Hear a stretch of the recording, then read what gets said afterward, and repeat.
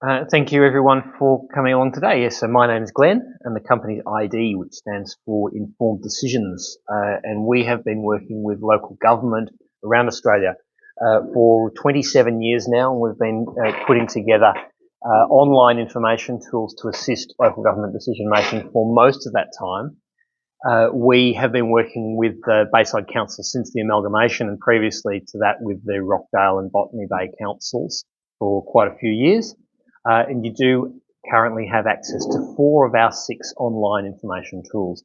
So we will be going through them today, a bit more probably of a focus on the community profile and social atlas tools, which help you, which help you understand your changing community, what role it plays within the wider region, and how it is, how it's changing over both longer and shorter time scales. So the great thing is that on your community profile, you have up to 7 census periods, and that goes back to 1991.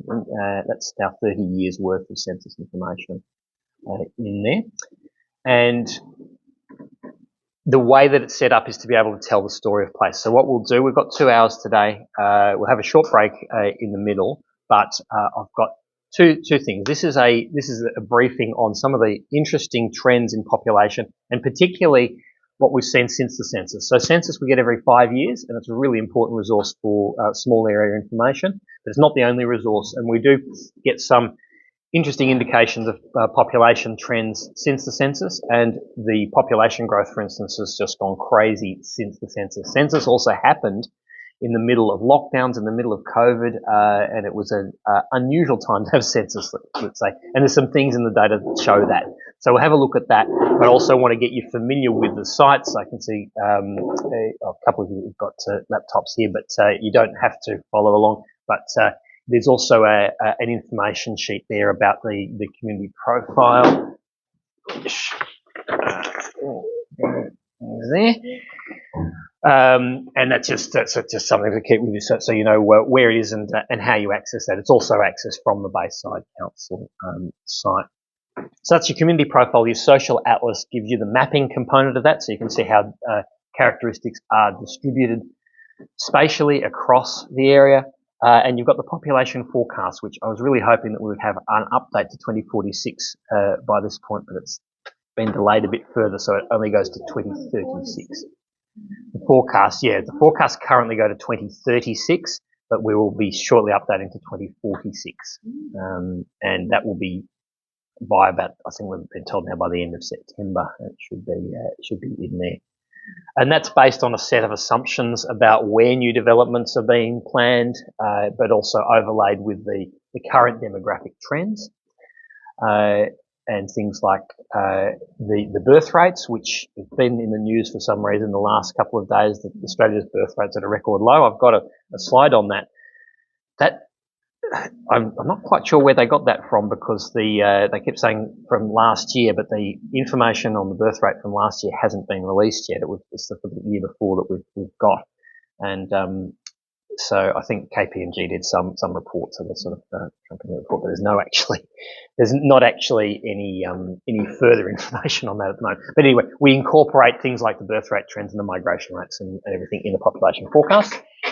We can also have a brief look at the economic profile, which is about the people that work in the area and the jobs and industries in the area. That we normally do a 2-hour training session just on economy ID.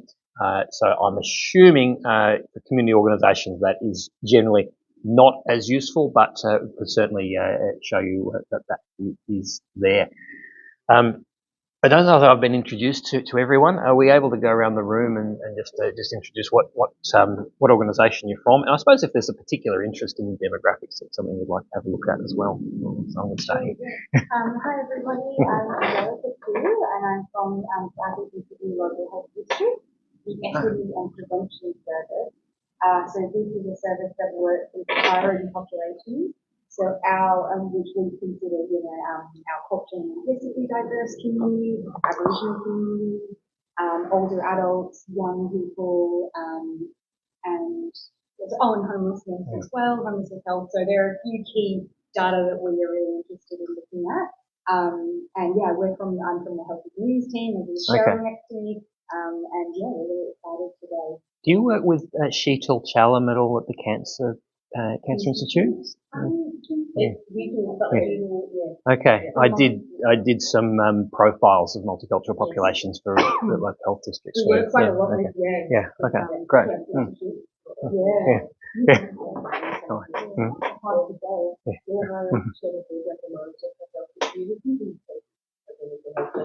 And our portfolio of what includes partnership work, working with the government, and looking at policy and for population and accession of healthcare, and having the mapping and the data, and that allows us to actually strategically plan together. We're really interested to see how Bayside get the data and how we use that, how we use that in our plans, because that actually benefits us.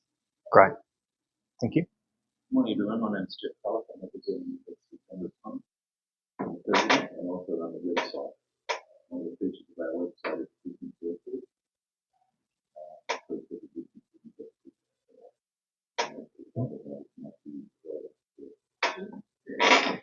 The economic profile might be quite interesting to you then, so we'll certainly cover that. Yeah.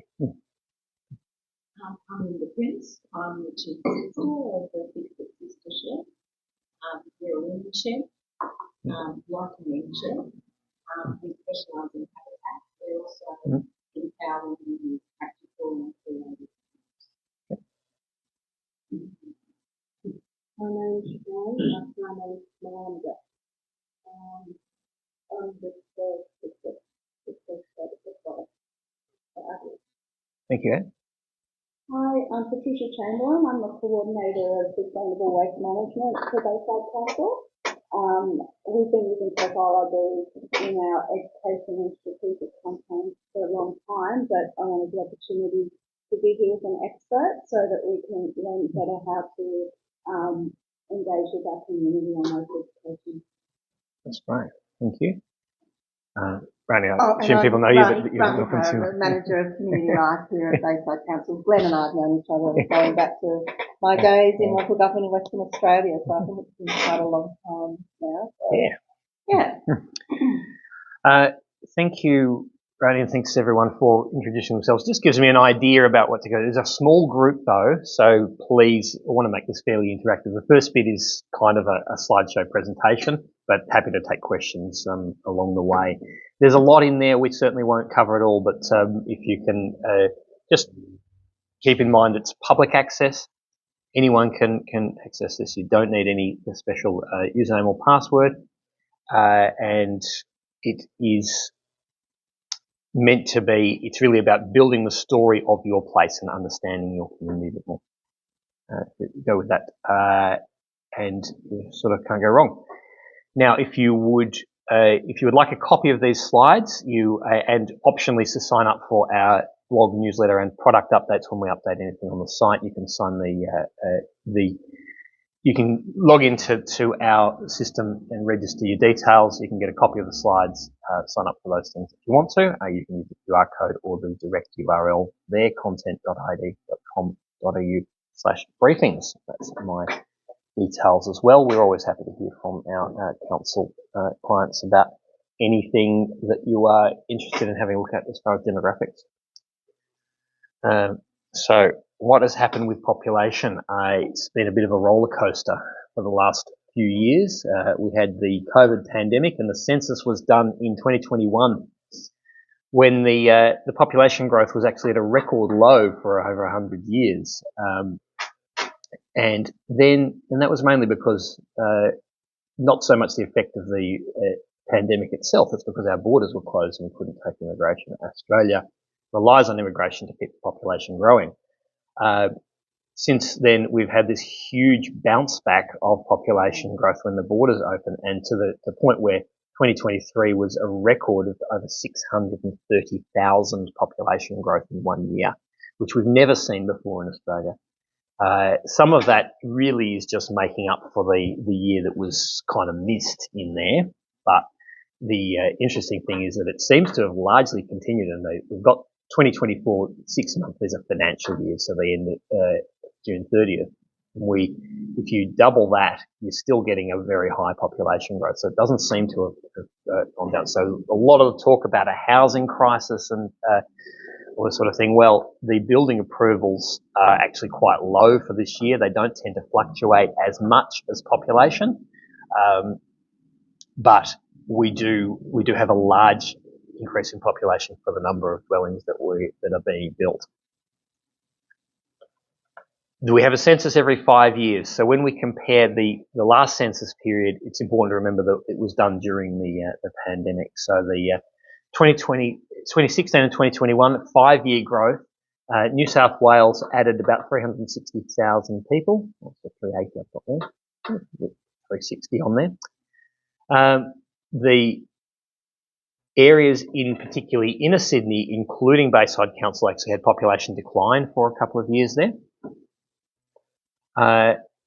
But since then, the population growth has moved back towards the inner cities, and New South Wales has now added 240,000 people since the census. And that's a growth rate much higher than between the last two censuses. Now, we do generally, though, talk about an ageing population over time. So we'll have a good look at this for Bayside and a local area within it. So your 5-year age groups, when you look at this over 45 years for the state of New South Wales, 1976 through to 2021, we do have this significant shift into the older groups. So we're generally getting older. The baby boomers, who were born in the late 1940s through to early 1960s, they have been entering their 70s there, and you can see the big increase in that group over the last two censuses, but we're also all living longer. And our new population forecasts actually assume that the longevity of the population will continue to grow, and that's why our new forecasts actually have a higher age population in them, as well as the baby boomers moving into that age range, because they are more likely to live longer than any generation before. But at the same time, we've had recent increases in 10 to 14-year-olds, and also people in their 30s. That part is due to migration, while the 10 to 14-year-olds is due to those changes in the birth rate that I mentioned. We don't have 2023 numbers yet, so that report that came out, I think, was referring to 2022, but they called it last year. Anyway, the 20 to 2022 period is a very low birth rate, but we had a peak in the birth rate about 2009, which was in fact broadly between about 2003 and 14. We had more babies born. That 2009 was the record number of babies born, even though the birth rate was lower than it was in the post-World War II baby boom. And that was in part, I think, because we had a baby bonus for those years, which was the one introduced by the Howard government and Peter Costello in 2003, I think it was. But the largest share of population growth comes from overseas migration, and you can see in 2021 that was slightly negative for the state, so more people left to go overseas than came back, and it was very hard to enter Australia. Our migration program was really paused for that time, but since then it's been about 177,000 people in 2023, and not far off that heading for when we get the full year for 2024. So it's a very high migration rate, and there's quite a lot of talk about that at the moment. I don't believe that's a sustainable amount for Australia overall. It's over 500,000 for Australia. We just can't build dwellings quick enough to maintain that rate of migration, but we'll see how that goes. You can see historically, New South Wales has done around sort of 50 to 80,000 a year over the last 20 years or so. I think you could see that point you're making about the sustainable growth. With that slide that you had where it had the national forecast population and then the building approvals, and it was half the... So that's about 200,000 dwellings seems to be about the capacity of our building industry. So if we can't in the long term bring that many people in if we can't build enough houses, dwellings for them. Increasingly it's apartments rather than houses, but a lot of that here in Bayside. No, they're not. Yes. It's not Yeah. it's not development in public housing. So, Yeah. you know, Mm. we've got a whole Mm. group of people who are on low wages, Mm. unable to afford public. Absolutely, yeah, and we've got some information on that on the profile. Unfortunately, the housing information on the profile is a bit out of date because while we record mortgage repayments from the census, the Reserve Bank has increased interest rates 13 times since the census. Yeah. Mm.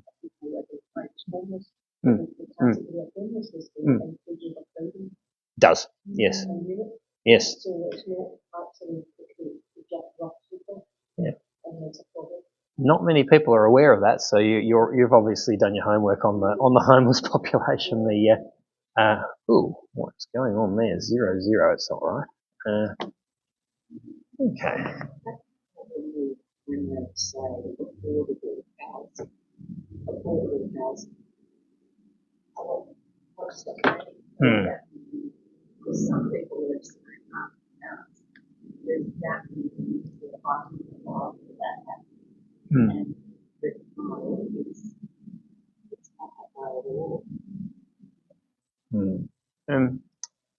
For some reason, we have an error on the homeless population there, saying it's 0. I think it's more than 0. It's a lot more than 0. Like you can see, the previous census it was 927 people in Bayside counted as homeless. I can find the number on the ABS website. Yeah, so at the census of 2021, it was a total of 5,400 Bayside, and That won't be the homeless. 5,400 across the district. Right. Bayside identifies that it's within 16% of residents in the Bayside region. Okay. Yeah. But we know that that's actually a little bit as well because the census started to collect. That's right. Yes. Yeah. So they couldn't approach people and do the interviewer forms in there. Yeah, we do have another module called Housing ID, which breaks down the homeless population into more detail and looks at provision of affordable housing. At the moment, I know there was some interest from another area of council for that one, but that one's not part of the Bayside subscription currently. Is that online as well, the housing ID? It is, yes. So if you want to have a look, Georges River have it, and so do Randwick actually. So if you have a look in there under affordable housing need, there's an estimate of the number of households in immediate need of affordable housing in Georges River, and part of that is the homeless population, part of those in long-term rental stress. And the homeless, that was 513 people in the census that were counted as homeless, but there's also another 939 which are categorised as marginally housed, and that's those crowded dwellings that we're talking about.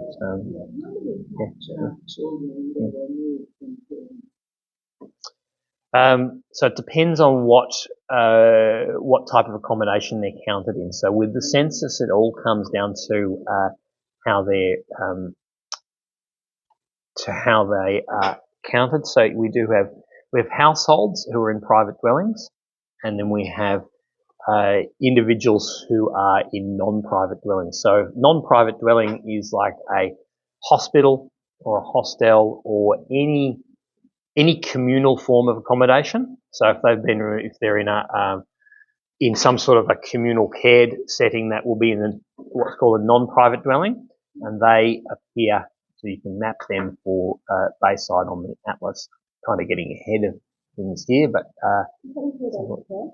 it does mostly, but not a retirement village with independent units. Okay. Those are private dwellings, but a nursing home is a non-private dwelling.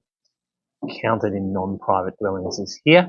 So the biggest one, when you look at a map of Bayside, Sydney Airport often comes up as the big wow, there's a huge number of people in non-private dwellings there. That's a couple of airport hotels, I think, that skew that with 82 people. But you can see the other ones there. I think that's right next to the airport there in the airport hotels too. But you can see down here, so over the suburbs, but Bexley, in here you've got 108 people counted in non-private dwellings. So you may know what that one is, Betsy. They were in a non-private dwelling on the back. It does, but in residential areas it's mostly aged care, so they probably are resident in non-private dwellings.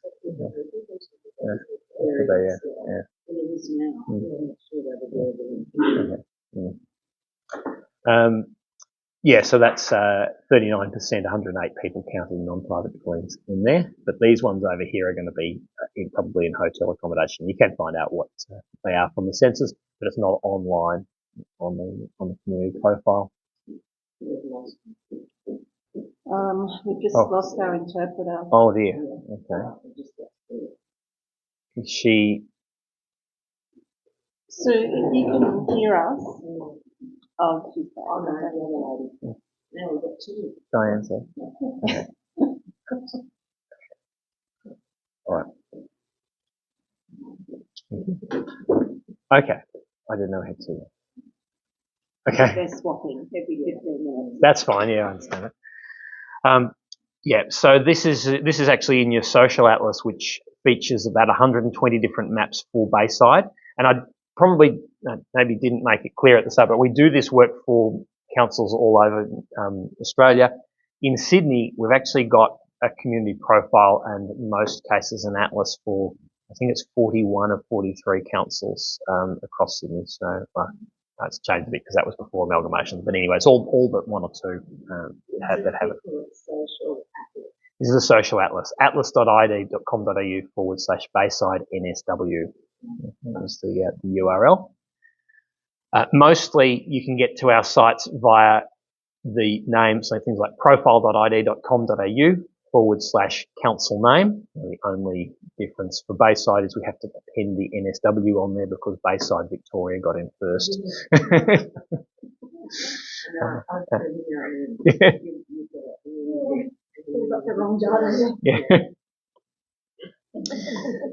Yeah, so Bayside NSW for this one. Bayside alone will take you to the Victorian one. And that Bayside Victoria also has a It is Brighton, yes. Well, I suspect they're both named after the place in the UK because they're both on the Bayside. Yeah. Yeah, but that's yours is Brighton Les Sands, so it's a bit of it, yeah. All right, so I'll just go back to the slides. Yeah. The other trend in New South Wales is interstate migration, which tends to be a negative trend. So more people leave the state than come in, and that's quite typical in most areas in Sydney that there's this movement outwards, and there's movement outwards into regional New South Wales, movement outwards into other states as well. And more so during the pandemic as everyone left Sydney during the lockdowns, and also with the availability more of working from home, that people were able to move out a bit further from where they work. So this is a map of New South Wales by population change over the last 5 years, ending in 2023. And you can see growth really on the fringe of Sydney, but here's Bayside. It's a bit hard to see even on the inset there, but it is there. And it is in the moderate to high growth range over that time period. What we do see that even though we've had recent population growth, the impact on places like Randwick and Waverley and Woollahra is that over 5 years their population growth was still negative. Randwick got especially hit by the loss of students in the pandemic, and they had a decline of something like 15,000 people during that time. They haven't yet recovered that population, even with the high growth in 2023. Bayside has. In fact, Bayside didn't stop growing. Just exited the slideshow. Still on there? Yeah. Okay.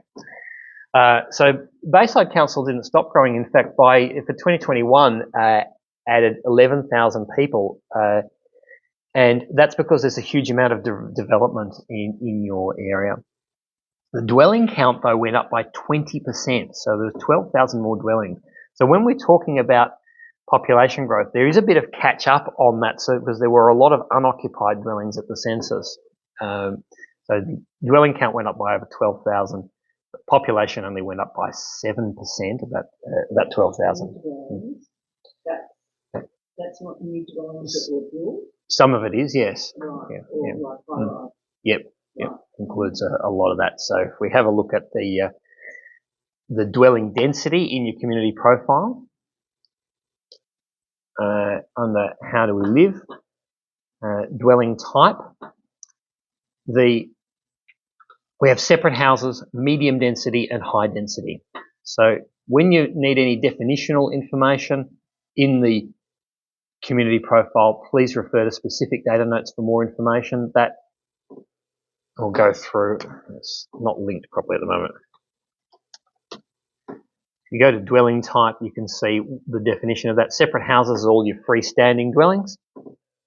Medium density includes semi-detached row terrace townhouses and apartment blocks of 1 or 2 stories, and anything 3-story or larger, which is a lot of what's being built at the moment, is the high density category. So it's a dwelling structure categories rather than an actual density category. But if we have a look here, this demonstrates some of the way that everything's set up on your community profile. So we show you how it compares to the benchmark and then how's it changing over time. 2 things. And that's inherent in the table there, where we show you the latest census year and 1 earlier census year. That can be back as far as 1991. If I set that to 2001, so that's just a 20-year time period, you can see the change in here. So that last column is then charted in the second chart. So this is for Bayside Council overall, and we're comparing to Greater Sydney. You have a significantly greater share of high-density housing. In fact, at the last census, it was almost 50%. That hasn't always been the case. 20 years ago, high-density housing made up 28%. So high-density housing in 20 years has grown by 22,000, while separate houses have actually fallen just slightly by 91. It's a smaller increase in medium density. There's a big shift into high-density housing over time. And by the way, yes, there was an amalgamation, of course, in 2016, but when we're on the site, everything refers to the combined area of the amalgamated council, and that applies to any of the small areas. So if we go and have a look at an individual suburb, if the boundaries of that suburb have changed, we use the latest boundaries for that as well. So if we're looking at the dwelling structure in Mascot there, Mascot has even more high density dwellings, 71.5%. Compared to Bayside's 49%, it's switched the benchmark over. You can also compare your benchmark to Greater Sydney, the SS Rock Southern Sydney region, New South Wales or Australia, or one suburb directly to another. You also have overlay areas. These are kind of groupings like Mascot Station Precinct, which is a designated growth area, and the Walleye Creek Precinct there. And you've also got the wards 1 through 5 in here, which we can adjust the boundaries if they've been changed. Do they have names or are they just numbered wards? Yeah, okay. But, since 1991, Mascot has grown virtually entirely in that high density category. And 30 years ago, there was hardly any high density there at all. Mascot was quite a small suburb and had 445 units. So you can see the number of separate houses is about the same, or you just had this huge increase in the higher density categories there. It shows that there is in terms of doing these health services, and actually it red flags for the demand. Right. In terms of access to primary care for GP. Yep. And even just looking at the plan on all this high density in Mascot, where's their needed department, which would be considered or St. George. Okay. Yep. And the reason for flagging that is because we're seeing its presentation that ends up being picked up by a machine, but there's actually a lack of outgoing fees. So you have that real perfect storm, and it's something that we're looking at. So it's great to hear this data from that perspective. Particularly looking at projecting that. Yeah. Increase percentage increase in high density that we need to look at for the infrastructure. Yeah, absolutely. You just open one is that one out in the river, and that's the PHM. So that's the potential and from the I think what centre to actually is it used basically the things that can be picked up by a GP, but they're not because of the lack of GPs. Yeah. So then they present to the other things. We can get it. We can so people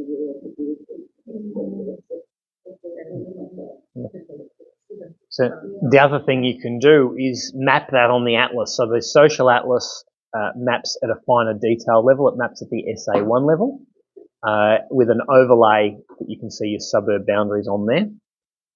And that's just a map of the location of high density housing across Bayside. That's what it looked like in 2021. You can also do the last 2 census years. The atlas doesn't go as far back. It only goes back to the last 2 census years. You can map that. Actually, the proportions didn't change much. The locations of the high density housing didn't change much, although there was a great big increase in the amount of it. Actually, this bit did. That's just near here. Around East Gardens, everything's high density there, but it wasn't in 2016. No data. So that's all new, is it? That's all new stuff. Okay. Yeah. So that's brand new development. There was nothing there in 2016. Yeah. Okay. Yeah. So that's you can make that direct comparison using these numbers, but it's also about the people that live in that. So you can see all of the different selections there: population, density, and people who've moved address. All of your different age groups in there. You can map household types and average household size, culturally diverse groups, and we'll get to that a bit more. But there's a whole range of different specific birthplace and language groups that you can look at in the multicultural community. Income levels and people with long-term health conditions in there as well. So that could be of use in the LHD. Education levels, workforce characteristics, transport, people travelling to, well, just be careful. Some of these things like travel to work on public transport was very low in 2021 because a lot more people worked at home or weren't at work with the pandemic. If it worked at home in there, a bit more over there. How do they decide what those borders are? Like, it's not like houses either. How do they decide to? Yeah, it's a funny one. I'm not quite sure now. These are SA1s. If you've been around for a while, you might remember the old census collection districts. They were the areas covered by one census collector, and they had to be a certain number of households. It couldn't be more than about 300 households because the collector physically had to go and deliver a form to them all and collect them. But since then, since they've moved to mainly mailing out the codes to do the census online, there's no need for census collection districts anymore. But it was always used as an output unit, so they recreated a similar sized unit called SA1, Statistical Area Level 1. How they actually arrive at the boundaries for those, I don't know. But there are a few blocks, and they tend to have broadly, well, they actually differ quite a bit, but they're supposed to have similar numbers of dwellings, about 200 dwellings in each one. But they are a good mapping unit, so you can see they're smaller than suburbs, so you can see differences within the suburb boundaries as well. And they show good spatial patterns, so things like some of those culturally diverse groups. So if you looked at people speaking a language other than English, the darker shades there have got the higher percentages. And that's in places like Mascot there, you've got SA1s with 70% plus speaking a language other than English. So really high. And around Rockdale, whereas down around Botany, it's much lower. I mean, it still would be probably high compared to some areas, but they're 18 to 20% language other than English in there.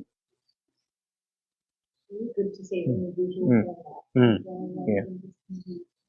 And then you can go back to your community profile and say, well, so it should actually show you on the atlas. You've got another one, which is the analysis tab. So this is the second tab on Atlas ID. For the second tab there, if you just want to know which suburb's got the highest of a particular thing, it actually tells you that in the upfront text there. So language other than English, Wallow Creek's got the highest proportion of people speaking a language other than English in Bayside Council area. And then you've got all of your suburbs listed there. So that just summarises the Atlas map at the suburb level for that characteristic. So Wallow Creek, the whole suburb, 67%. At the other end, Daceyville, 23.6%. But the really important thing is that every single suburb in Bayside has a higher percentage of that characteristic than the Australian average. So it puts the benchmark Australia in there, it puts your other benchmarks in there too. So there is no suburb that has a lower percentage of language other than English compared to Australia. And it's a really good way of benchmarking that. And you can also see the change over time. There was an extra 7,879 people in that category between 2016 and 2021, which should match the number that we see on the language page on your community profile. So in your community profile, you've got area profiles here, and this is where we can see the Bayside City Council overall or any suburb overlay area or ward information. And here we're on Mascot there, which is 56.1% language other than English, and that gives you the top 10 languages charted for Mascot. Go back to Bayside overall. So if I switch that using the control panel there, I'm just switch that back to Bayside Council overall. Mandarin is the most widely spoken language, followed by Greek, Arabic, and Cantonese. There we go, the top ones there. And your Mandarin increased the most. So while Greek declined and Bengali declined as well. So it's Bangladesh and parts of India. So that's your top 10, but equally the show all button there, line, gives you the rest of the list, although it's not on the chart. So you can see that for any area. We'll rank the languages or birthplaces or whatever else you're looking at in there. So that's area profiles, and in there you've got a population highlights page, which has got a summary of key characteristics. So if you pick a particular suburb, you can get a current population. The current population is adjusted each year, so that's not census data, but it does get reviewed after the next census. You can see things like this for Banksia, bottomed out there in 2021 and then increased again over time. But then you've got the census-based characteristics, the average age, Aboriginal and Torres Strait Islander people. There's their language other than English and overseas born here. Income averages, so just a little snapshot of some of those key characteristics. CIFA index, which I'll get to a little bit further on. And then you can go into the more detailed characteristics. Population, which is a summary of the key population numbers and then the population estimates, which are annually updated. How old are we? 3 different measures of age structure. Who are we? Which is culturally diverse groups, language, birthplace and religion, education and healthcare. That's including long-term health conditions and need for assistance. What do we do? Employment, unpaid work and incomes. And how do we live? Households, housing tenure and dwelling information. Now each of those is available at 2021, and some go back as far as 1991, some to different years in between, except for internet connection, which we've left on there from the previous census but was not collected in 2021. So that's falls back to 2016. And there's a big note there saying this is not the same year as the other data sets. Are they going to ask that again in 2026? I doubt it. No. I think that's been shelved along with some of the old census questions, like whether or not you had a TV, which was asked in the 1970s. Sort of yeah. Which is pretty awesome.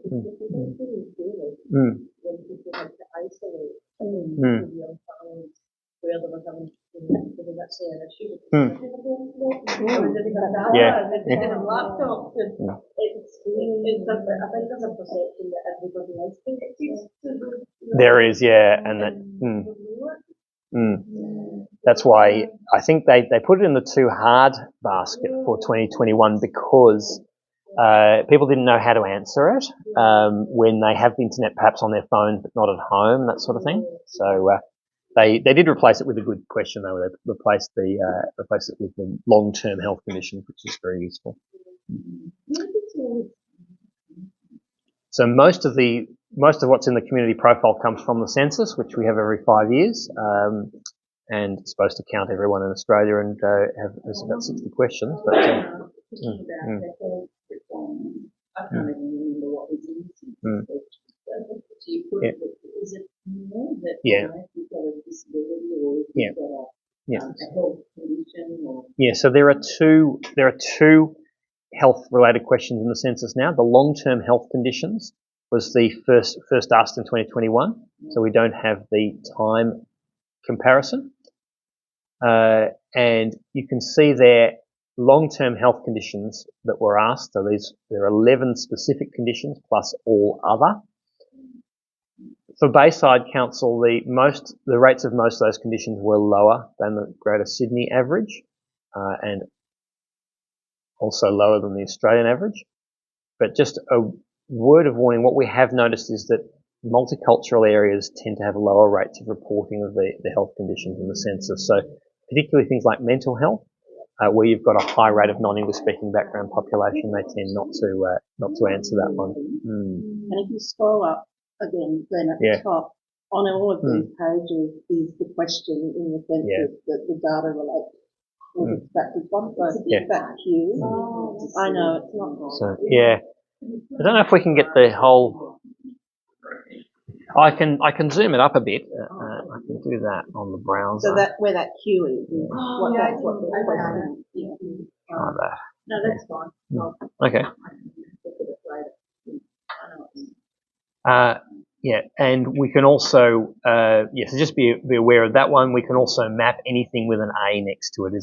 We'll link you through to the Social Atlas map for that one. We've got a few of the health conditions mapped, and the other one is need for assistance. So this is quite different. So while there were 24% of people with at least one long-term health condition, people who said that they had a need for assistance due to a disability, that was only 5% of the population. So it's about 1/5 as many as the long-term health conditions.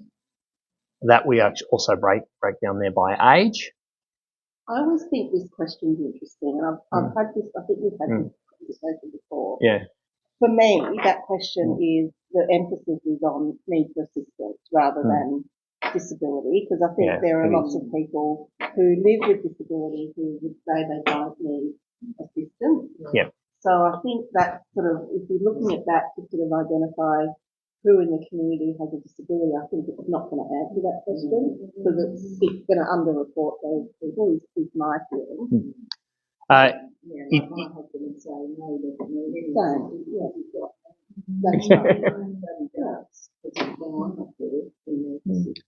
I'm not sure if you look at the way that it's worded, does the person ever need someone to help them or be with them for self-care, body movement, or communication activities? So I think that would be a yes in that case. Yeah. It's not meant to get at all disabilities. It's only meant to get at that subset that needs assistance. Yeah. And it has been asked since 2006. And you can see that it is mainly in the older population. And that has increased the most in the last 5 years there. So for what it measures, I think it's okay, but it's not meant to get at all disability. Yeah. And you can also map that as well. So that's one of those maps. If you have a look in here under income and wellbeing, need for assistance.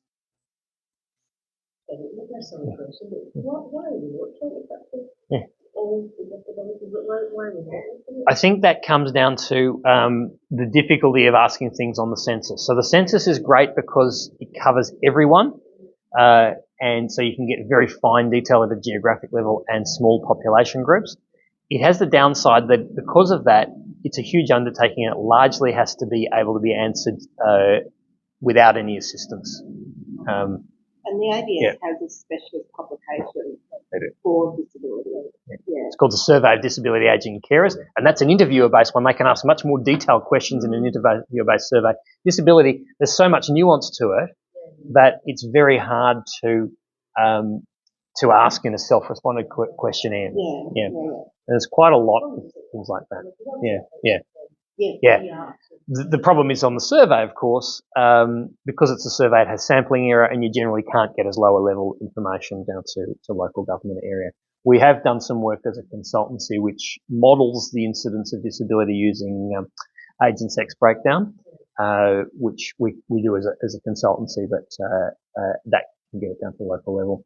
And one of like when you mentioned before, you said like, oh, we switched that question out with another question. Sounds like, is there a max question out at the time? So I should probably not have said we. I used to work for the Australian Bureau of Statistics, but I haven't for quite some time. I don't have anything to do with it directly. We take the questions that we're given and we present that for local government. So ABS decides like how many questions. Yeah, but they there's each additional question costs some millions of dollars to add, so they tend to remove one and add one. They have consultation on what goes into it. The other thing, you can see there Daceyville with the highest proportion. Daceyville's kind of often the highest in certain things. It's the most socioeconomically disadvantaged area in Bayside. It's largely public housing. It's got 15.6% people with a disability or need for assistance. You can see that in here, which is quite high, but also that area, which we saw had a lot of people in non-private dwellings over in Bexley, it's got a high rate of needing assistance as well, so I think that's an aged care facility. Now, the other thing that introduces is on your community profile, you also have the communities of interest module.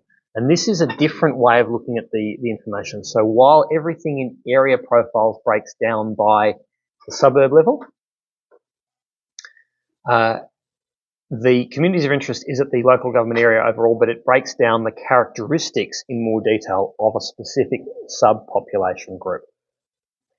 In that case, need for assistance is one of those, and you can get, for instance, things like employment status and long-term health conditions of those with a need for assistance. And that can be quite interesting as well. So, for instance, this is the chart of the long-term health conditions of those who said that they had a need for assistance. So it's a cross-tabulated data set.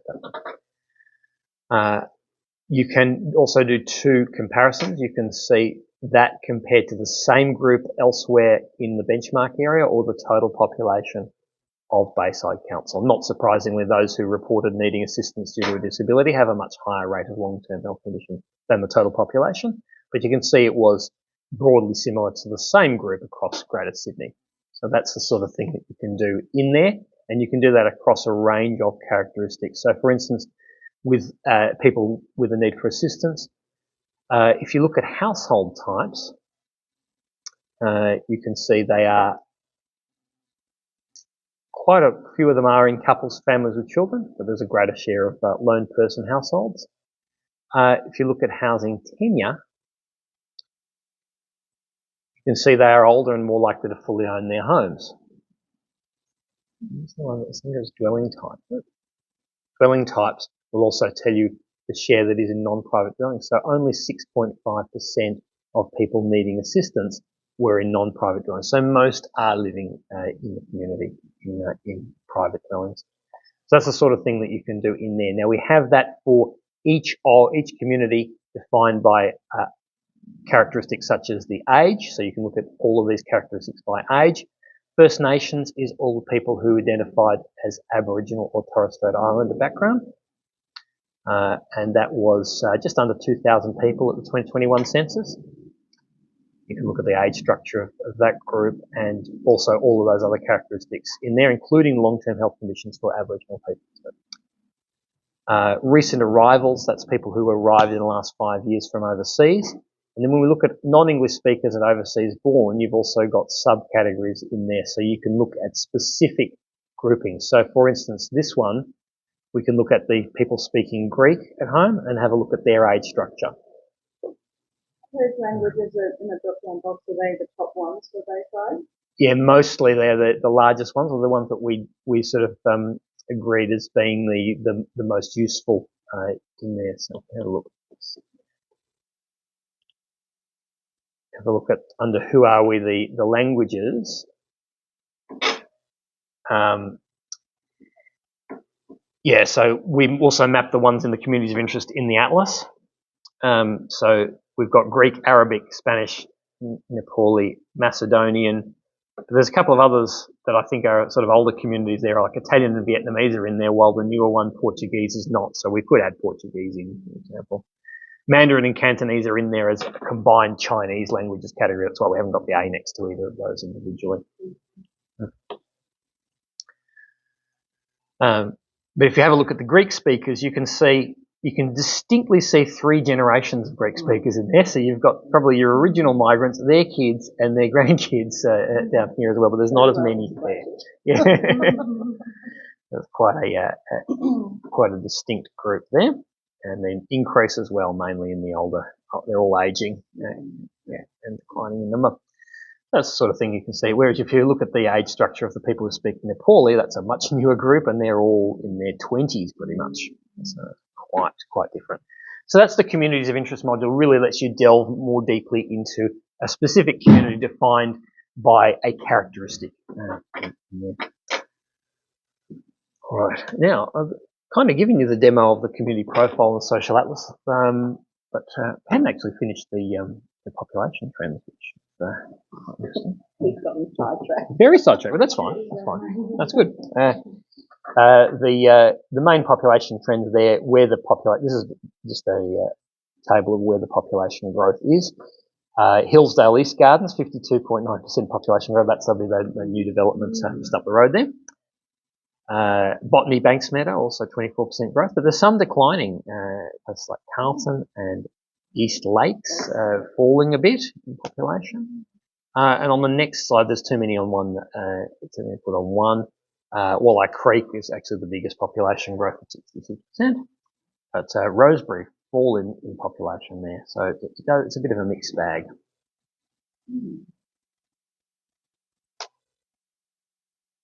Now, the other one we've got on the community profile is about overall migration. And this shows that, remember, New South Wales tends to lose population to Queensland. This area is no exception, but most of the population movement is from inner Sydney into Bayside and then out of Bayside into places like Canterbury, Bankstown, Georges River, Sutherland Shire and Campbelltown, so moving out in the metropolitan area. But the red shading here means that's a loss of population from your area. That is in the specialist profiles here, and it's called migration by age and location. And so that's the same map, but in this one you can of course zoom it, and you can see that most areas in regional New South Wales attracted small amounts of population from your area, and of course into Queensland as well, particularly southeast Queensland. So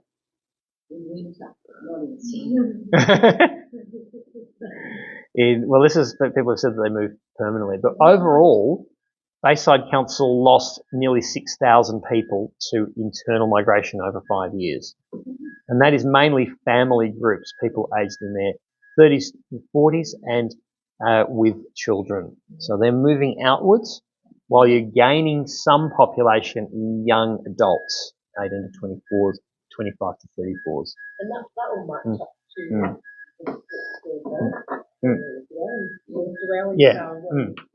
apartments compared to when we're building houses in Bayside. Yeah.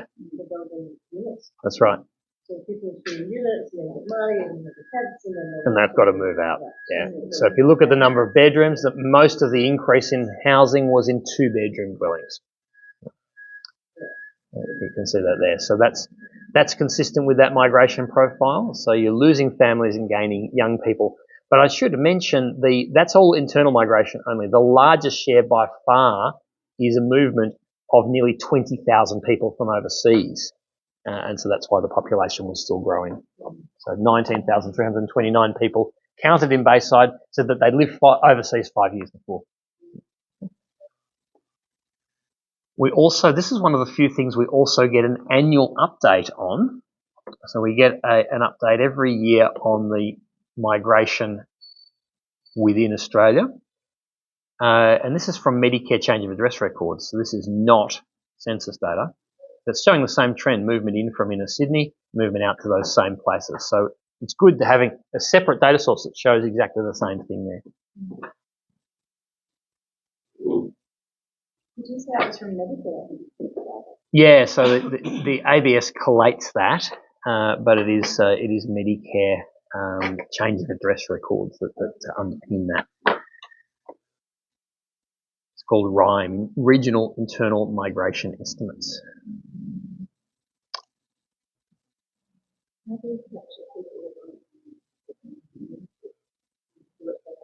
Well, that's that we would in the census, but yeah, they'll be missed. That's why it's not a perfect data set. That one.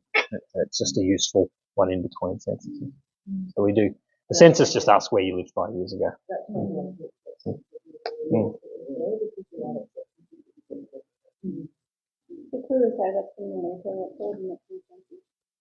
The source for that one is shown. The source for everything is shown at the bottom of the table in the charts called Regional Internal Migration Estimates by LGA, and there's more information in the specific data notes. It doesn't specifically say Medicare, but in the data notes it will.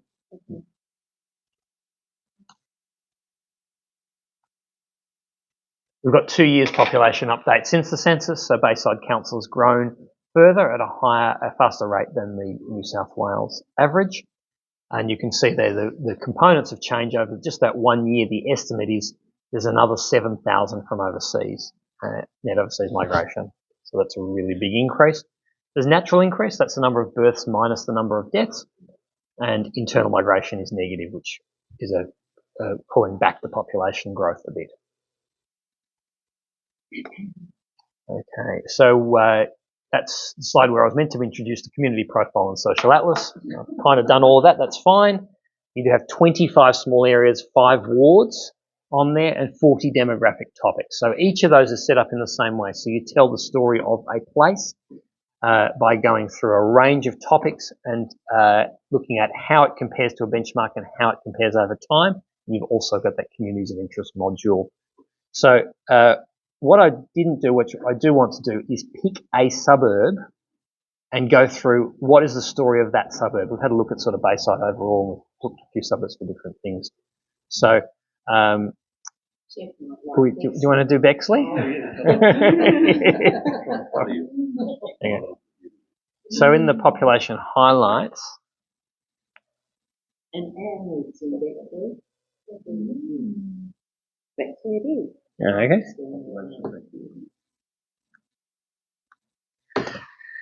So in the population highlights page, we'll choose Bexley. Now, once you've got a suburb selected or a ward, it retains that through the site. It actually puts it in the URL there. So any combination of characteristics, you can just copy the URL and it will link directly to that combination again.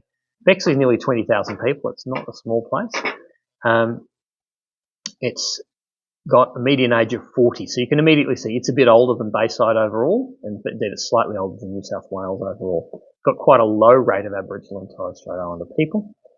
It's got an income that is a bit below the Greater Sydney average. Mortgage and rent, as I said, are a little bit out of date because it's 2021 and things have changed a bit since then.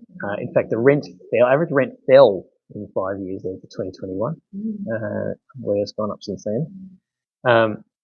And households with a mortgage, overseas born, 56% language other than English, and so on. So you can click on any of these and get more information, but I'm just going to go through the menus here. Start with how old are we? So this is a 5-year age group. So Bexley compared to Bayside. Remember, you can change those benchmarks in there. So the age structure, Bexley, it's missing the sort of youngish adults, people in their 20s. It's got about twice the proportion of 85 plus. It's also got more school-aged children in there. The change in age structure, so what's changed over 5 years is largely the baby boomers moving into their 60s and 70s. So that's why those have increased, with minor increases in some other groups, actually decline in 85 plus.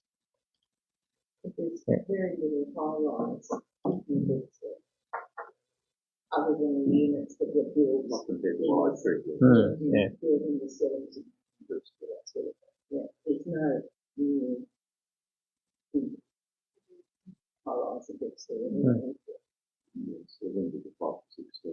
Okay, yeah.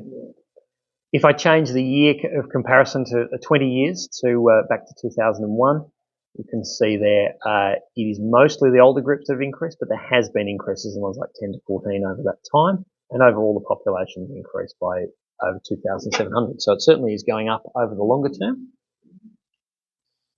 It also suggests other topics to build up that story, and it suggests, for instance, looking at household and dwelling types. So if we do that, we can go through the household summary here. We can see that Bexley's got, generally compared to Bayside Council area, a lot more couples with children, and some more one-parent families as well. But the biggest increase in the last 5 years was lone person households, with 120 more of those. The other suggestion, which I think you've sort of already mentioned, is the dwelling types. This is much more of a separate house area. There's still a fair bit of medium and high density housing there, but compared to Bayside overall, it's a lower density, although the increase there was in high density housing. We could also have a look at some of the other characteristics, things like income levels. We look at household incomes. Is it one net or capital? That's gross income from all sources, not actually tax. It's a different concept of taxable income, but that's in the specific data notes. Broadly similar levels of income overall, the range of incomes. But in the income ones, we have another measure called income quartiles. Income quartiles show you the incomes compared to 4 equal groups, and they are equal only for New South Wales. So we've split those incomes into 4 equal groups, 25% in each group for the state. And they vary in their cut-offs for each year. But what that means is we can see, now Bexley is really similar to the state average, so about a similar distribution overall. But there's been increases both at the top end and the bottom end over 5 years when we adjust for inflation there. About over 20. Over 20, it's a bit more of an increase towards the bottom end.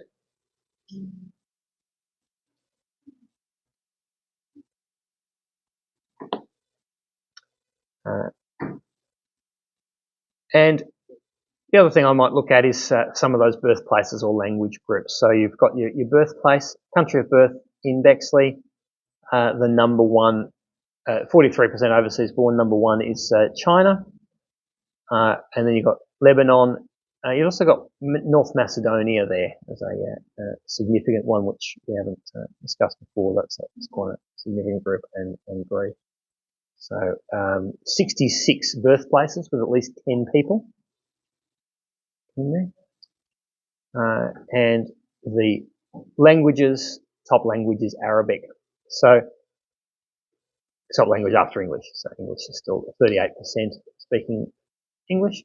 Arabic, Greek, Macedonian. So they're a bit more Middle Eastern and European languages compared to the rest of Bayside, but much more of a family area and lower density. So we can see we're building the story of that place by moving through the different topics in there. All right. So we've kind of been through the functionality of the community profile and social atlas tools. So I'm coming back to the slide show, which has just got some interesting trends more specific to Bayside now. And then we'll have a look at the population forecast and finish up with the economic profile. So this is the age structure for Bayside Council overall. And you can see the dominance now of younger adults, people in their 20s to early 30s. And that's where the increase has been in the last 5 years. That's largely due to that high overseas migration. So overseas migrants tend to be younger, and those moving in are into the high density housing. Mascot is the epicenter of that, and much more age structure, much more focused. In fact, nearly half the population there is aged between 20 and 34. And that's where the increase has been. I just picked a few areas. A place like Ramsgate on the southern side there of Bayside Council, much older. And it's also got a higher density housing, but that one is much more occupied by older population. Oh, let's see if I can find it. Sorry. Oh, it's the We're not working? Thank you. Okay. So Ramsgate is an example of an older community there. We already saw Bexley is a bit older as well. So the median age, so the darker shades are the older areas. So Daceyville pops up again as one of the oldest places overall, but also down here in the Ramsgate, Dolls Point, Sandringham, Sanssouci area. Is that, or is that over in the next? Sanssouci, yep. That's a bit older there as well. Now, overall, I said that age groups and household types, we tend to sort of consider those together. Household types, very much the increases over time is what you want to look at. In the last census, almost all of the population increase has been couples without children and lone person households. So fewer kids. There's still been an increase in couples with children, but it is mainly without children and the single person households that have increased there. And that, as we saw already, is because of the increase in high density dwelling stock. And 2 bedrooms mainly, 2 and 1 bedroom dwellings are the ones that have increased. So that tends to account for the fact that you don't have the increase in families. In fact, they're leaving the area. I showed you that map showing the different high density and low density areas there. And that affects the housing tenure as well, because most people in those are renting in the high density. So the big increase, about 7,000 more renting households at the last census overall. And social housing making up 3.3% of the local government area. Back in 2001, it was 5.3%. So it's fallen significantly as a proportion. I think that's what you were saying before.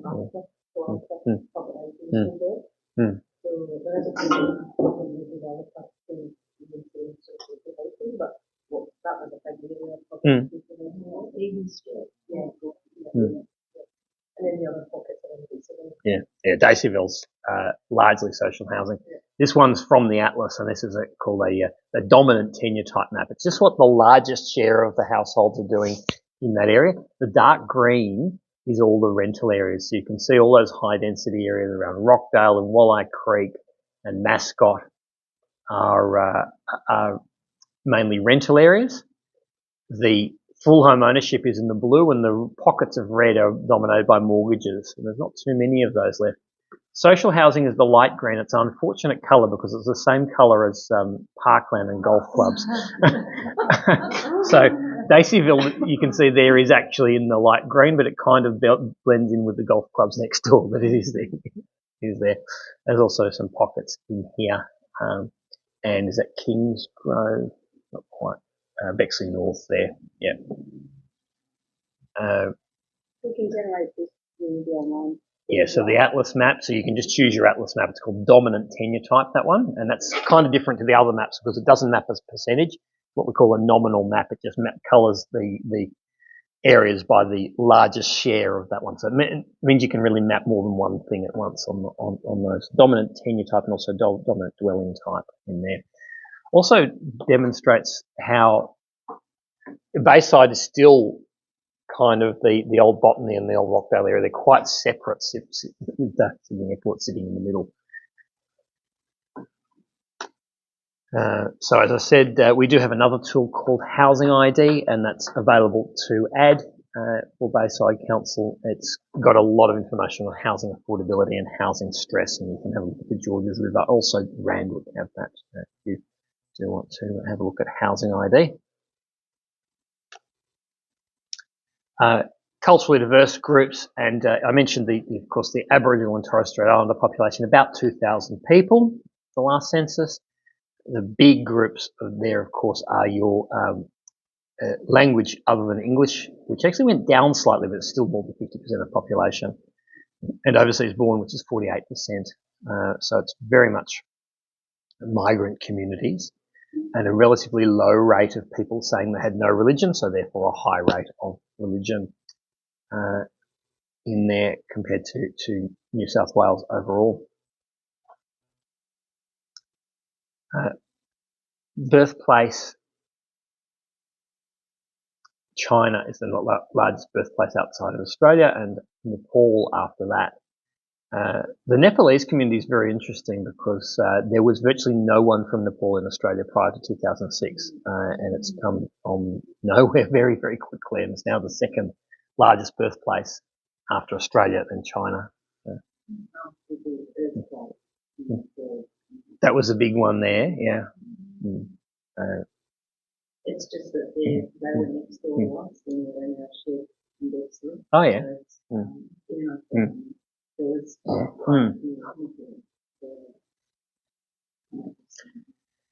Yeah, it's particularly to Sydney, but there's communities all over Australia of Nepalese now. Quite a lot in Tasmania.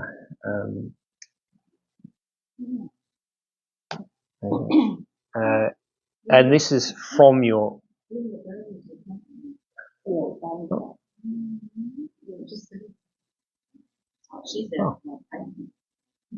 Oh, okay.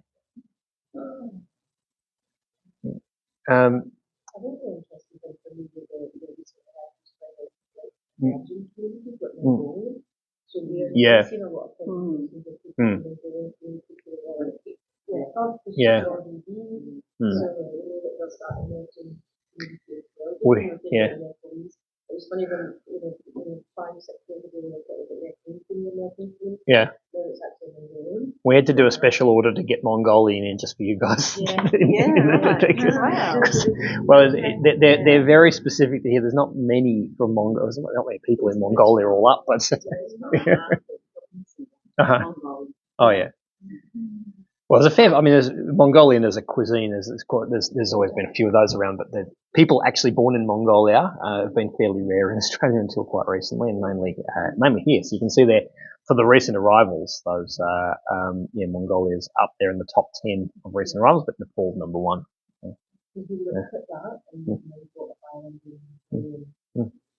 Okay.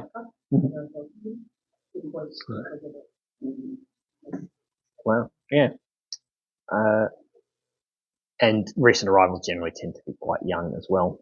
Colombia is another new one. So Brazil and Colombia, but Colombia more unusual.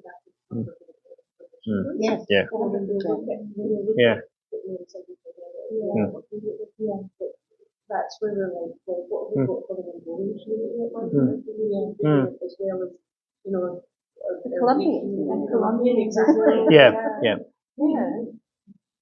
Yeah, so you've got, remember that's all under your languages there under who are we, but specific groupings are also in that with the detail in that communities of interest for non-English speakers and the overall recent arrived group. So language other than English. And we had a look at that map before. Why does it keep doing that?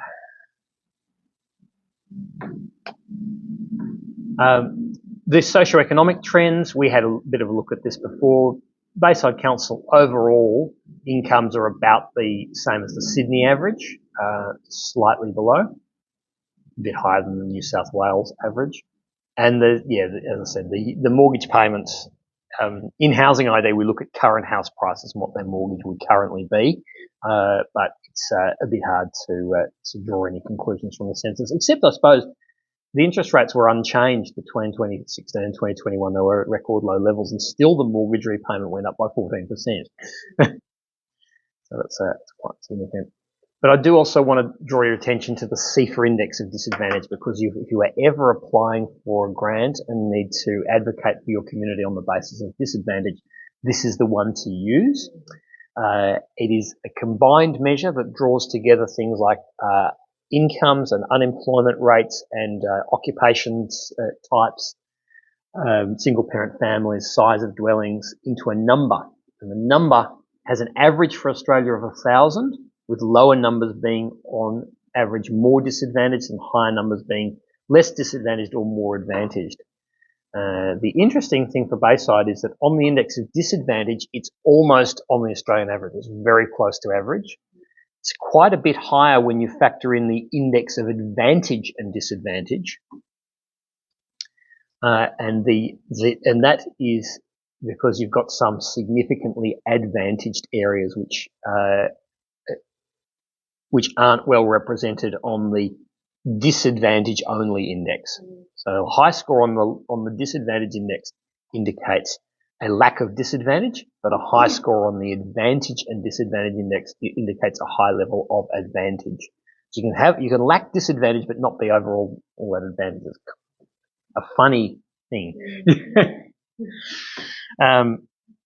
Anyway, that is on both the Atlas map and in the specialist profiles here, CIFA index by local government area. This is the disadvantage one, and this is the advantage disadvantage one. I would say you're probably best to use the disadvantage one on the if you are applying for a grant, because it shows more disadvantage, and it's generally what you want to show. If you're in any doubt, sometimes people get a bit confused because it's an index of disadvantage, and you would think the higher numbers would be more disadvantaged, but it's the opposite. So just have a look at the LGA list, CIFA index by local government area. Woollahra, Mosman, Ku-ring-gai are not very disadvantaged, and so they're at the top of the list if you're ever in any doubt which way that goes. At the bottom of the list, there's Fairfield, the most disadvantaged in New South Wales, and then a whole bunch of areas in regional New South Wales, like Brewarrina and Walgett. So quite remote areas. Kempsey's in there, it's not terribly remote, but quite disadvantaged. But possibly of more interest is the second one, which ranks your CIFA scores by local area. You can see the least disadvantaged place is Bardwell Park, and then Pagewood. Now we've got Pagewood West and Pagewood East here. The reason for that on the site is that it's a disjoint area, separated by East. Which one? It's the least disadvantaged. Yeah. Remember, the higher score is the less disadvantaged. It's in the 84th percentile nationwide. Daceyville is in the percentile 2 nationwide, so it's very low, very, very disadvantaged. And that's, yeah, and it is enormously different to anywhere else at the suburb level there. Yeah, so it's largely is it entirely public housing now? Not entirely. Yeah,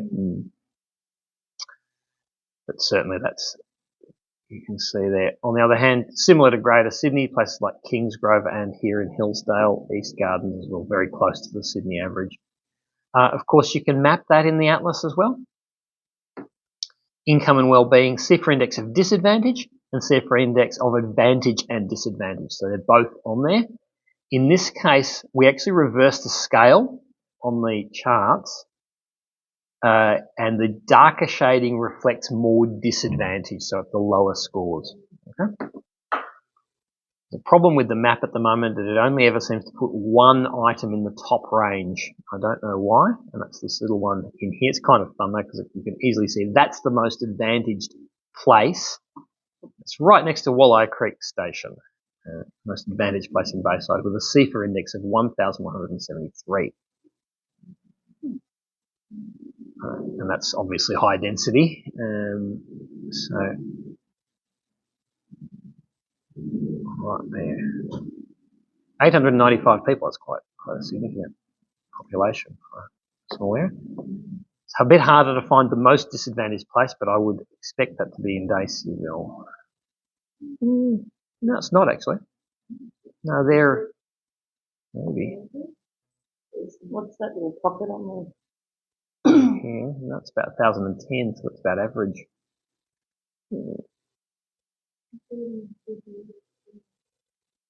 CIFA index. Looking for the one that's got 615 is the lowest, but I don't know where it is. I think it might have been if you scroll up. Up or down? And there was in that corner. Yeah. See that perfect square? Yes, this one. No, more. No. Go left. That one. That's that one. That's right. That one. There, 985. No, you were just on. No, not that one. This one? No, up above it. That one. That's exactly 1,000. Oh, Right on the Australian average. Okay. I'll leave that to you for homework to find the most disadvantaged. Yeah. Sure. It's in there. Broadly disadvantaged though in the red. Everything's there. But then you said 1,000 is the average for Australia. Yeah, it actually comes out of 1,002 point something, but it's defined the index is designed to have an average of 1,000, a mean of 1,000. If you understand statistical distributions, it's supposed to have a mean of 1,000 and a standard deviation of 100. It's not quite normal distribution because it's got a longer tail at the bottom end than the top end. But it is it's designed that way. Average for Australia comes out of 1,002, mainly because there's certain areas that have been excluded from the CEPA for various reasons. There's some you can't get. Anywhere it's got a major hospital usually comes up as can't calculate because it's got too many people in the non-private dwellings. So St George Hospital is just outside your area there, but in the Georges River one it will probably come up as having no CEPA.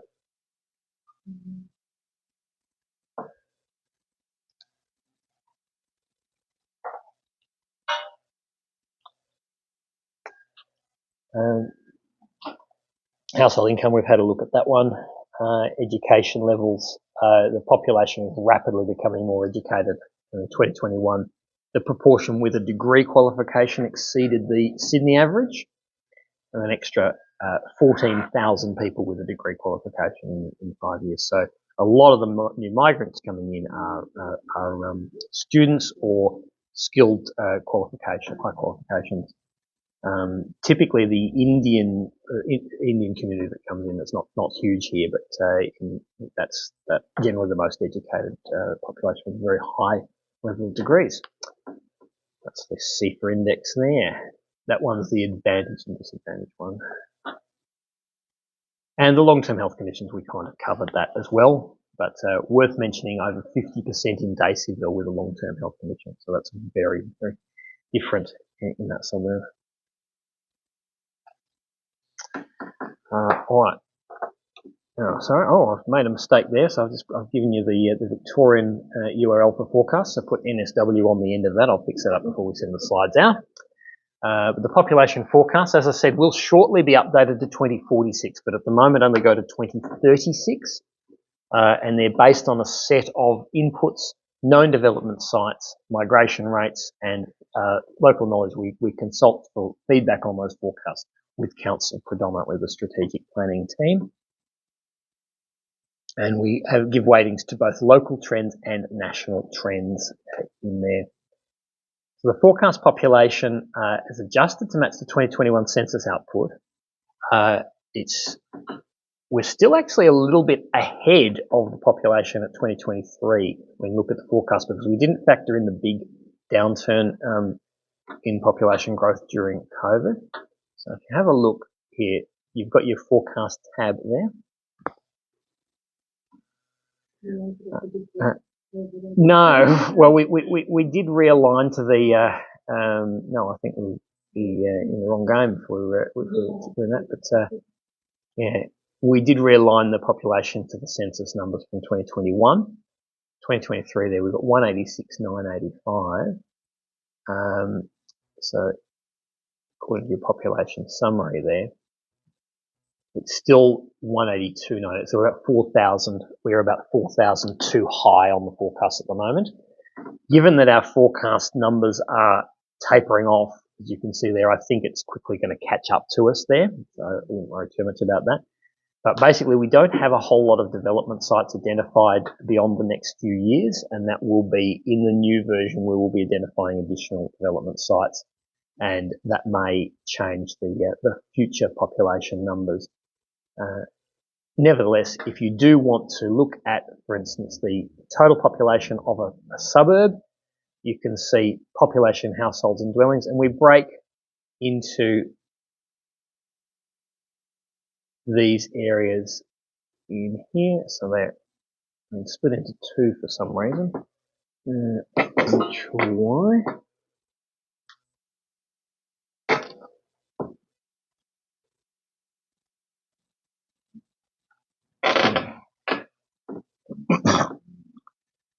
So, is Cogra in your area? Is it? Yeah. And we also split up some of the areas like Mascot into precincts and surrounds and areas like that. If we have a look at a particular area, let's have a look at Bexley and see what we've got for that one. So Bexley, we've got up to 2036. We've got minimal population growth. So it's adding about 1,000 more people by 2036. There's not a whole lot of development in there. What that means for your population and age structure overall is that out to, you can adjust the sliders on this, see where the population's heading. We've got slightly more increase in the older groups, but overall it's a fairly stable population structure with a small decline in younger adults there. The change in age structure there is, so a bit of aging in both the younger adults and the older groups in there. That's the result of a set of assumptions, particularly around where the residential development sites have been identified. There is a major site in Bexley. There's only one, and that's the former Barter site. I'm not sure what that is. These will be adjusted when we do the new update anyway. But if you go to somewhere like the Mascot Station precinct, you'll find some significant developments that have been put in there and identified. So we stage dwellings into those developments based on the capacity and demand for the dwellings, and then we overlay that with a migration rate in and out and a birth and death rate, and end up with results for total population and the age structure of the area over time. But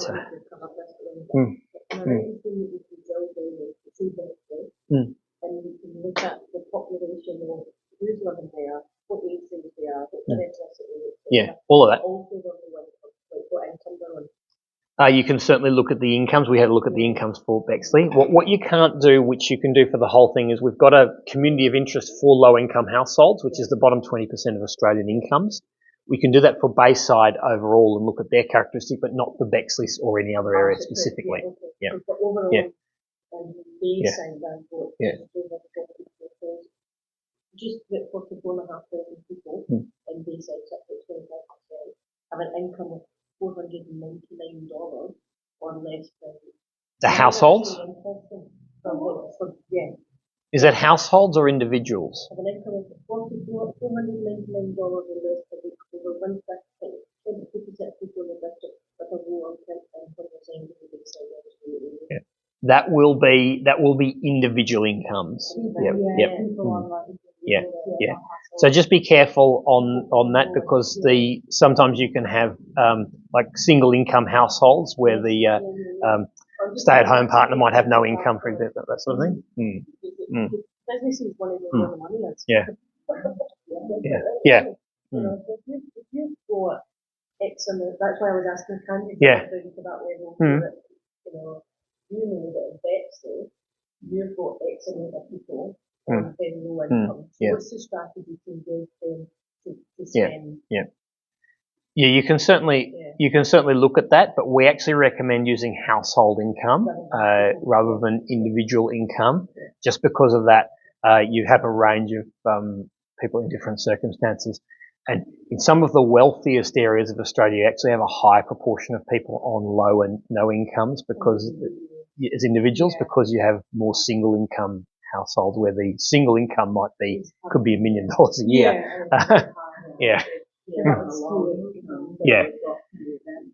Well, there's that as well. So you've got people who might have low even household income, but if they fully own their home here, they're probably still doing all right there.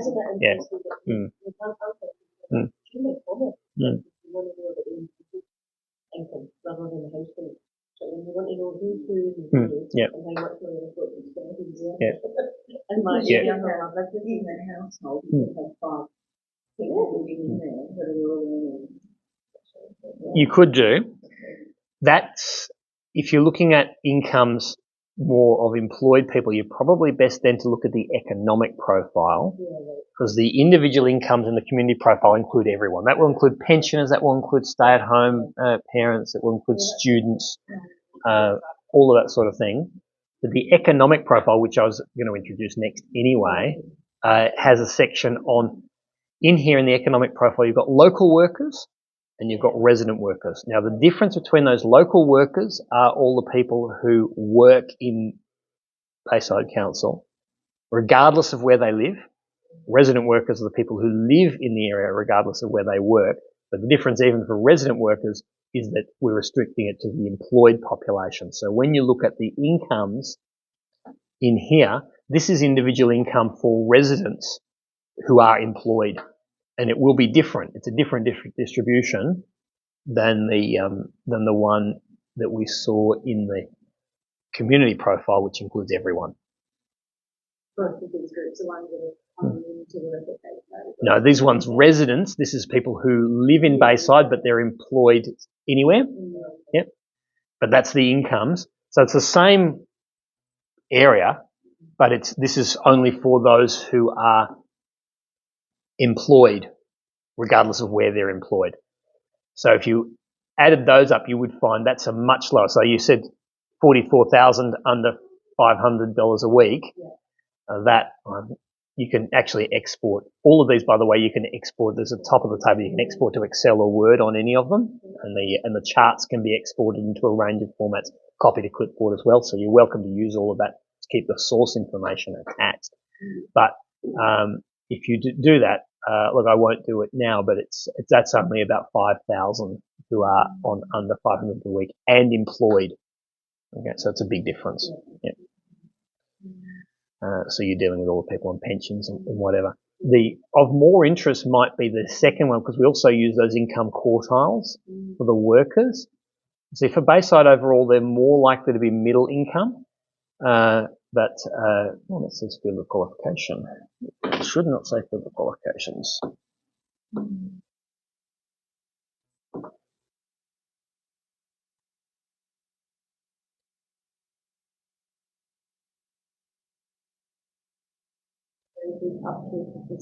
Yeah, I find bugs every time I present. That should say income quartiles rather than fields of qualification. You can see it does on the second one change. They're set up in the same way, but that's resident workers. If we also look at the same characteristic for local workers, this is the people who work in Bayside regardless of where they live. And you can see there, that's a little bit more skewed to the higher end, not enormously, but a little higher there. The other thing is, I'll just finish the slides. That's on the forecast population there. So on your economy ID, you have two main things. You've got the census data for the workforce, and then you have some modelled economic data, which is updated every year on things like the total number of jobs by industry, and the size and value of those industries, which is estimated using data from our partners who are called National Economics, or the full term is the National Institute for Economic and Industry Research, which is quite wordy, NIEIR. What that shows is, in terms of your total employment in Bayside, it is very skewed to transport, postal and warehousing, and that's because of the presence of the airport.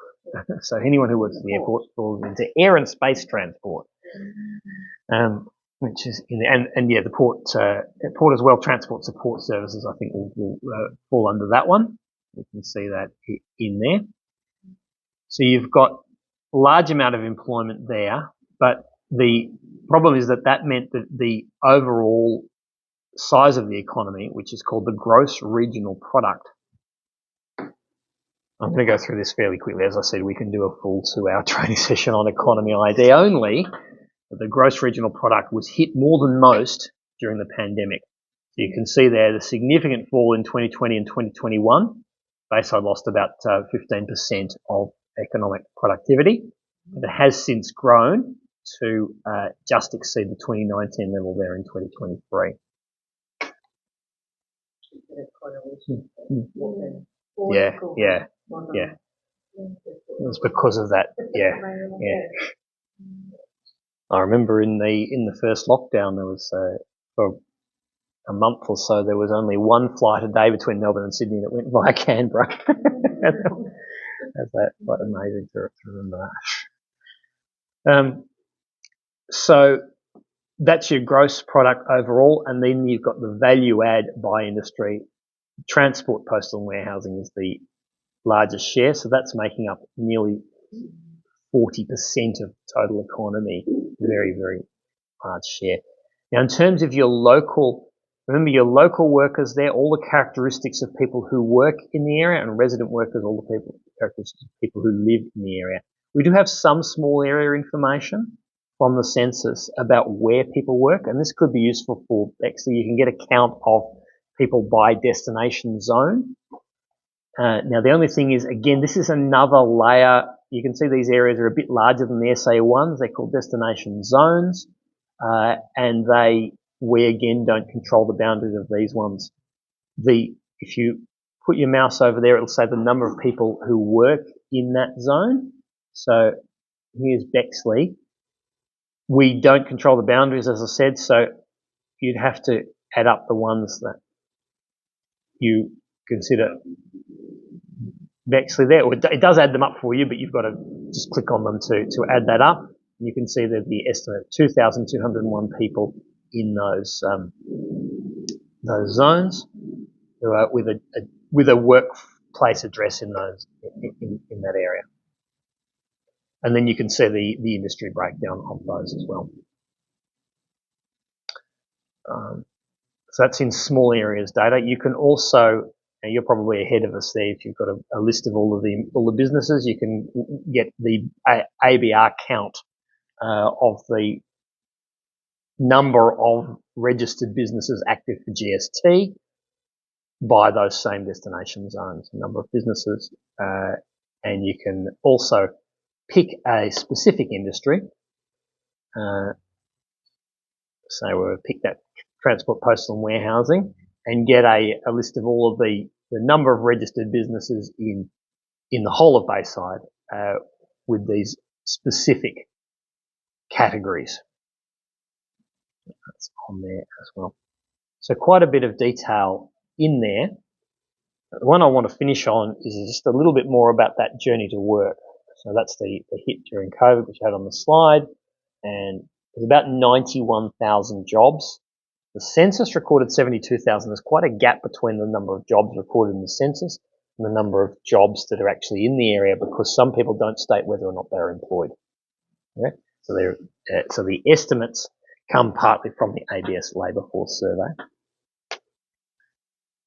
And the other trend at the census, which was quite significant, this is going back into the community profile, was when we looked at people's employment status, there's a status called employed away from work. And that's anyone on leave or whatever normally. But in the new 2021 data, it includes people who are on JobKeeper. Okay? And that went up by over 6,000 people. So that's a COVID effect. Most of the effects of COVID in the census data we see on the employment characteristics data. Disengaged youth, pocket there in the disadvantaged Daceyville, 20% of youth in that area. There's not a lot of youth in that area, but those that are, 20% of them were not in employment or education, which is a key indicator of disadvantage, and you can map that as well. But yeah, we'll finish up with the origin of workers. So the census records where people come from to work in the area and where they leave to go to. So of those in Bayside, so this is one that's in Economy ID under the Journey to Work section in here, and you can get that broken down by industry or occupation. I actually find the summary easier to look at on the community profile. We have both of them. We have workers' place of residence and residence place of work. So of those who worked in Bayside Council, 27.9% also lived in Bayside Council. Okay? So that's... I would have guessed that. Yeah, so it's... I wouldn't have guessed that. No. Around 20,000 people live and work locally. Now, I do get asked a bit, well, did people working from home mess that up? And it shouldn't have. It depends on how people answered the question, but they were said, if you're temporarily working from home due to COVID, put your normal workplace address, even if you're working from home. If you always work from home, like you maybe run your own business at home or whatever, then that's then you put your workplace address as home. But otherwise, you put your normal workplace address. So it's still nearly 3/4 who come from outside to work in the area, and they're coming. The number one place that they're coming from is Sutherland Shire, and Georges River, Canterbury Bankstown. But again, I would not have said Sutherland Shire. Sutherland Shire is a big population and tends to, I suppose Canterbury Bankstown, of course, is even bigger, but not as big a place of origin as the Sutherland Shire there. So there's your main mapping of workforce.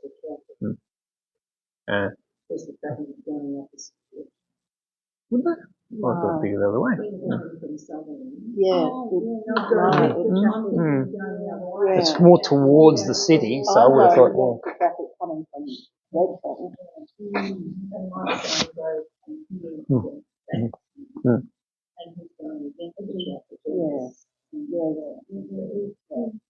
There's a lot of businesses have moved out of Mascot now because of the change in the airport. Okay. Yeah. So that's the worker's place of residence, and the other one is the resident's place of work. So it's almost the same number actually who leave the area. So of the residents, you can say in broad numbers about 3/4 of the workers come in and 3/4 of the residents leave to work elsewhere or have a workplace address elsewhere. You can see where they go, and much more likely though to go from here towards the city with the traffic. In fact, City of Sydney is the number one. It's even ahead of Bayside itself, number one destination for residents. Yeah. So 54 entries there. You can see all the ones where people work. So that's based on the workplace address. But the other thing to be careful of is that the method of travel to work in the census showed that there was a large proportion of people working at home. Greater Sydney had 38% of people worked at home on census day, and Bayside just a little bit below that for 34%. Still over 1/3 of residents worked at home on census day of the residents. You can also get that for the workers in Bayside, which is 28.3%, a bit lower, and that's because you've got more blue-collar industries who are less likely to have been able to work from home. But what you can't do is compare public transport use and things over time. We've got a big caveat on the site. Under what do we do? Method of travel to work. You can see how many people took various forms of travel, but if you have a look at the change chart there over 5 years, you look, wow, okay, we've got 12,000 fewer people taking the train. So if you are looking at that, just be aware of the warning on there that it relates to census day. That was in the middle of lockdown, so it can't be seen as representative for that census. That's probably the most affected one because that specific question relates to the day of the census. All right. So a little bit of information about one of our other tools called Views ID, or Living in Place, which is about gathering community views in a survey form. We don't have that one at Bayside at the moment. So I'm just about out of time anyway, but that's just a summary of the information that you do have access to, which is 4 tools: community profile, social atlas, population forecast, and economic profile, and that additional module, the communities of interest, on the profile. So you've got those URLs, they are all public access. If you would like a copy of the slides, there's the details again for that briefings QR code. But I also realised I didn't show you how to get to these from the council homepage, because I don't actually know myself. I usually do Yeah, I can never find them. I think it's under living.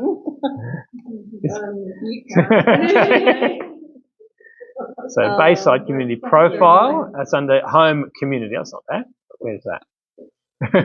Oh, there is Community under Living, and we've got Profile ID, community Profile, Forecast, and Economic Profile. The atlas is not directly linked. From council So- also on council. Is that going to be in Yeah. Oh yeah. in the slides that All you're right. going to send it? The direct link is in the slides, but not the link via council's homepage. The direct link is in the slides. Yeah. The homepage, the council homepage. It seems that we're open there. Yeah. It is under council, community profile and demographics. And it is also under living and community there. There's another page in there with there somewhere. What was there? Yeah. Also, I noticed it still says 2016 data. So you might want that. That's 2021. Community gardens, Yeah. grants, community. You probably, if you've got the direct URL, that's probably the easiest. That's on the info sheet there, profile.id.com.au. And you do have access to any, so if you go to just profile.id.com.au without anything after it, you can get access to any of our other sites around Australia. The other one to perhaps remember is the SS Rock site, which is the Southern Sydney Regional Organisation of Councils, and that's a handy summary site for all of the councils south of the harbour there, which has got direct comparisons between all of those. Items collected, like in other words, in the census questions, do they do anything about like the hobbies or the community groups you're involved with or anything like that? Not the groups themselves. We do have information on the number of volunteers. That's about the closest we can get to. Now, that's another one which I probably should have mentioned already, which is COVID affected because very few people volunteered during the COVID years. So what we see there is volunteering rates 8.3%, but you lost over 3,000 volunteers in Bayside Council over 5 years there. Yeah, so that's there. Yeah. So please make use of those and let others know that these are available as a resource. So council do pay a subscription for this, but it's on behalf of council staff and the community as well. So please make use of it and let others know that it's available. Okay? Thank you, Glenn. No worries. Very much.